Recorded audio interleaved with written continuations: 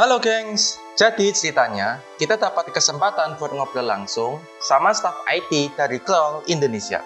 Sekaligus ngintip dikit suasana di kantornya. Nah, kebetulan banget kita bisa reach out ke Krollnya langsung. Bentar, Kroll? Apaan tuh? Nah, buat yang belum tahu, Kroll itu perusahaan global yang banyak ngurusin masalah, tanda kutip, dalam perusahaan bisnis. Termasuk keamanan digital, investigasi, sama data-data yang sensitif. Sekalian nih, kita pengen tahu gimana etika seorang profesional IT di tempat kerja. Nah, lewat pengalaman kerja langsung dari staf IT Kroll, misal, apa aja yang harus dilakukan atau tantangannya apa saja. Nah, ini dia teman-teman, suasana dari kantornya.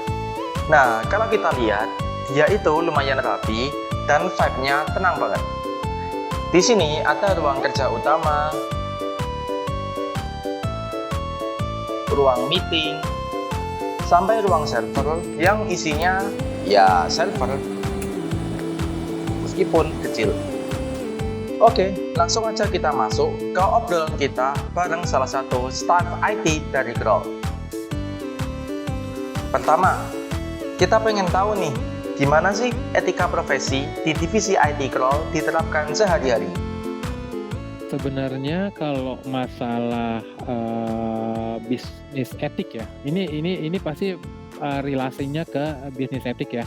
Nah, bisnis etik itu juga mencakup beberapa bagiannya di security data untuk klien dan data yang ada bersifat konfidensial di internal Kroll tersebut. Jadi kalau misalnya pertanyaannya adalah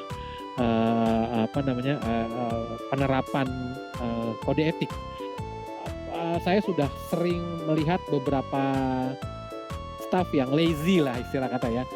Ini mah nanti aja, untuk masalah training nanti aja. Tapi rupanya ketika mereka tidak melakukannya, mereka lebih dianggap orang yang berbahaya.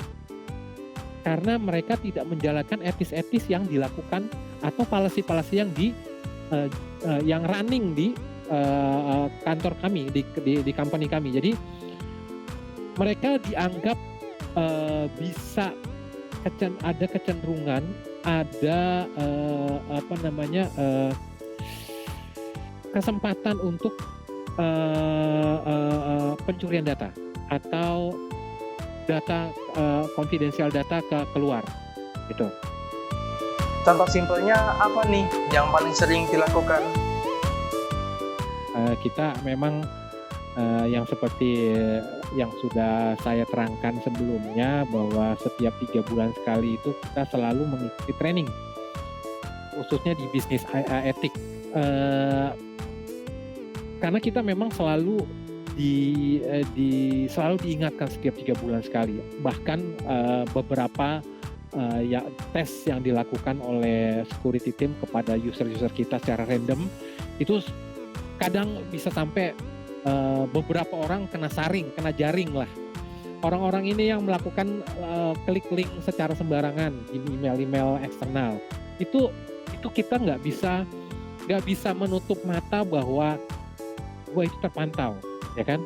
Bisnis etik itu selalu dijalankan setiap 3 bulan sekali, dan trainingnya itu satu sama lain itu berbeda-beda. Jadi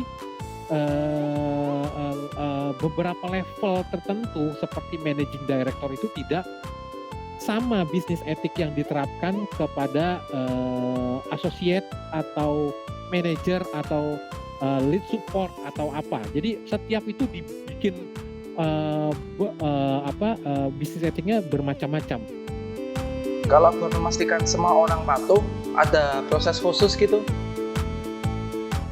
Apa yang dilakukan sama sistem atau apa yang dilakukan sama security team ketika berhadapan dengan orang-orang yang seperti ini, yang tadi saya kemukakan, akunnya di lock, yang tidak bisa login.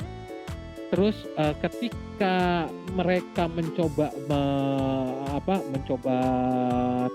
masuk ke area kantor, itu tap cardnya langsung lock. Jadi orang dari HR team, orang dari security team itu akan mencoba mengkontak via phone untuk bisa diwawancarai ulang seperti orang baru. Jadi dianggapnya orang itu sudah di terminasi secara sementara. Jadi ya mereka harus mengulang lagi semua training compliance, training dari SR, training dari security team seperti dari awal. Gitu. Nah, menurut Anda, tantangan etika terbesar di dunia IT itu sekarang apa? Jadi ada beberapa kasus yang sebenarnya sih ini juga ada yang pro kontra. Jadi gini, di Jakarta sendiri kita itu sudah terbiasa menggunakan WhatsApp. Oke. Namun karena policy dari Kroll, kita tidak boleh menggunakan WhatsApp, terutama di device registered. Kalau WhatsApp itu kan bisa diinstal di laptop ya harusnya.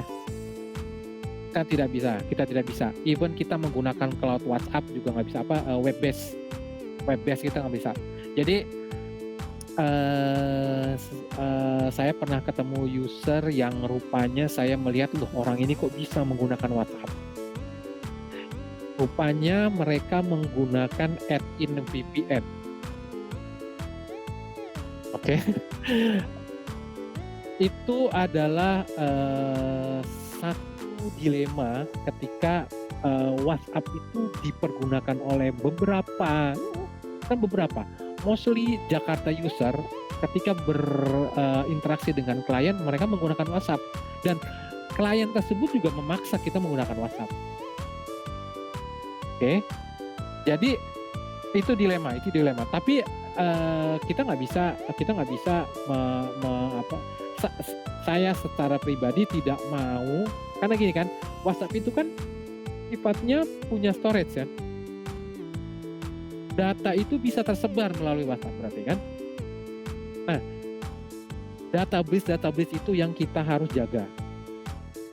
Kita tidak bisa approach melalui personal, tapi kita eskalasi ke tim-tim yang lebih atas kita. Karena gini, dari managing director pun menggunakan WhatsApp di Jakarta. Jadi saya secara support tim level entry itu nggak bisa menegur itu, karena dia akan menjawab, LAN gua itu menggunakan WhatsApp karena klien minta. Tapi saya mengerti bahwa itu adalah pro kontra di Kroll kan. Jadi saya coba eskalasi ke atas. Saya nggak bisa menentukan, saya nggak bisa mengambil decision, tapi itu biar mereka atas saya, level-level atas tertinggi yang bisa membicarakan masalah itu. Oke, makasih banyak ya untuk waktunya. Wah, ya, terima kasih. Mudah-mudahan terjawab, mudah-mudahan membantu, dan insya Allah sukses ke depannya. Dan mudah-mudahan bisa lulus dengan cepat. Nah, jadi teman-teman, dari hasil wawancara ini, ada beberapa poin yang bisa kita ambil, khususnya soal etika profesi di dunia IT. Yang pertama, jaga kerahasiaan data itu wajib banget. Yang kedua, akses informasi harus sesuai dengan kebutuhan. Yang ketiga, semua akses dan aktivitas itu harus tercatat. Yang keempat, ada pelatihan rutin supaya staf itu tetap paham dengan aturannya. Dan yang terakhir, dan yang paling penting juga, itu adalah tentu integritas pribadi sendiri. Intinya, jadi profesional IT itu bukan cuma soal jago teknologi atau cuma jago coding, tapi juga soal tanggung jawab. Terima kasih udah nonton video ini. Semoga bermanfaat dan bisa jadi gambaran nyata soal bisnis etiquette di dunia IT. Sampai jumpa!